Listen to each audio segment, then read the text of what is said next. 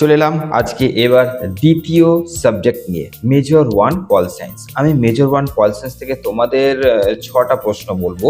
Actually দেখা গেল questions কিন্তু বেশি নেই।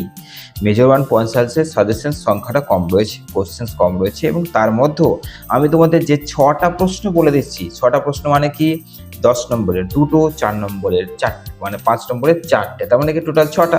আমি সেই 6টা প্রশ্নই তোমাদের আজকে বলে দিচ্ছি। এই 6টা প্রশ্নের মধ্যে তুমি অন্তত 24 নম্বর তো পাচ্ছই, মানে 24 নম্বর তুমি আরামসে এখান থেকে তুলতে পারছো। তারপরেও বলে দিচ্ছি, কেউ যদি ভেবে যাও এই 6টাই করবো, তাহলে কিন্তু আমি কোনো রকম দায়িত্ব নেব না, কারণ আমি আমার আদরি স্নেহের ছাত্রছাত্রীদের কিন্তু টোটাল সাজেশন দিয়ে দিয়েছি। এবার কোনো ছাত্রছাত্রী বলবে স্যার পিডিএফটা কোথায়, স্যার এই যে পিডিএফটা দরকার আছে, আমার কোশ্চেন্স পেপারটা হলে ভালো হতো।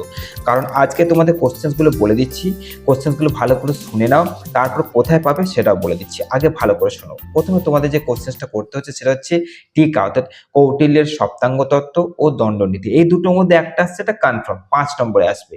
2 নম্বর তোমাদের করতে হচ্ছে, যেটা হচ্ছে 3 নম্বর প্রশ্নটা, যে প্রাচীন ভারতের রাষ্ট্রচিন্তার বৈশিষ্ট্য, এই প্রশ্নটা করতে হচ্ছে।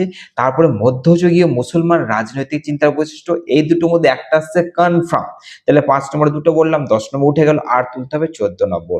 সেখানে এবার বলে দিচ্ছে করতে হবে তোমাদের 8এরটা করতে হবে। 8এরটা কি, গান্ধীজির সত্যাগ্রহ অচিবাদ, এই দুটোর মধ্যে একটা আসছে, কনফার্ম হয়ে যাও। 9এরটা করতে হবে জাতীয়তাবাদ সম্পর্কে বিবেকানন্দ বা রবীন্দ্রনাথের যে মতামত, সেটা করতে হচ্ছে। আর 10এরটা করতে হচ্ছে আম্বেদকরের সামাজিক ন্যায় সম্পর্কিত ধারণা। এই কটা কোশ্চেন যদি করে নিতে পারছো, তাহলে কিন্তু তুমি মিনিমাম 24 নম্বর তুলে নিতে পারছো। 24 না হলে 20 নম্বর তো তুমি তুলছোই, বাকি 4 নম্বর তো তোমার কাছে তোলা কোনো ব্যাপার না। তো মোট কথা তোমাদের ধরে নাও 24 নম্বরই বলতে গেলে তোলা হয়ে গেল। এবার তোমরা কিন্তু বাকি মানে আম্বেদকরের যে জাতি বর্ণ ব্যবস্থা, ওটা কিন্তু ন্যায় সম্পর্কিত যেটা আছে, ওটা 10 নম্বরে আসবে। তাহলে হয়ে গেল 10 নম্বর, 5 নম্বর সবকিছু মিলিয়ে তোমাদের বলে দিলাম। 24 নম্বর তোমাদের হাতে উঠে গেছে। বাকি প্রশ্নগুলো বিন্দাস দেখে নিচ্ছ, তবে তোমাদের একটা কাজ করতে হবে, 500 সাবস্ক্রাইবার আরো বাড়াতে হবে।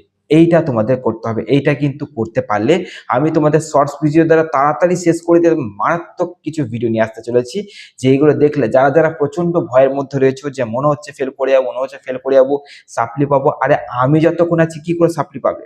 যতক্ষণ আমি আছি, SN একাডেমি বেঁচে আছে, ততক্ষণ কোনো ছাত্রছাত্রীকে আমি বিফলে যেতে দেবো না। কারণ আমার উপর ভরসা তোমরা রেখেছো, তাই তোমাদের উপর ভরসা রয়েছে। জাস্ট কমেন্ট করে যে স্যার আমরা এই প্ল্যাটফর্মকে আরো 500 সাবস্ক্রাইবারে পৌঁছে দেবো, হ্যাঁ কি না, এটা কমেন্ট করো। আর আমি আসছি খুব তাড়াতাড়ি মেজরগুলো শেষ করে মেজর 2 নিয়ে, প্রত্যেক সাবজেক্ট নিয়ে। আর এই সিদ্ধান্ত কতটা সঠিক হয়েছে এটা জানাবে, যে স্যার এই প্রথম দেখলাম কেউ শর্ট ভিডিওর দ্বারা মাত্র 4-5টা প্রশ্ন বলতে এসেছে, অর্থাৎ 24 নম্বর হাতে তুলতে।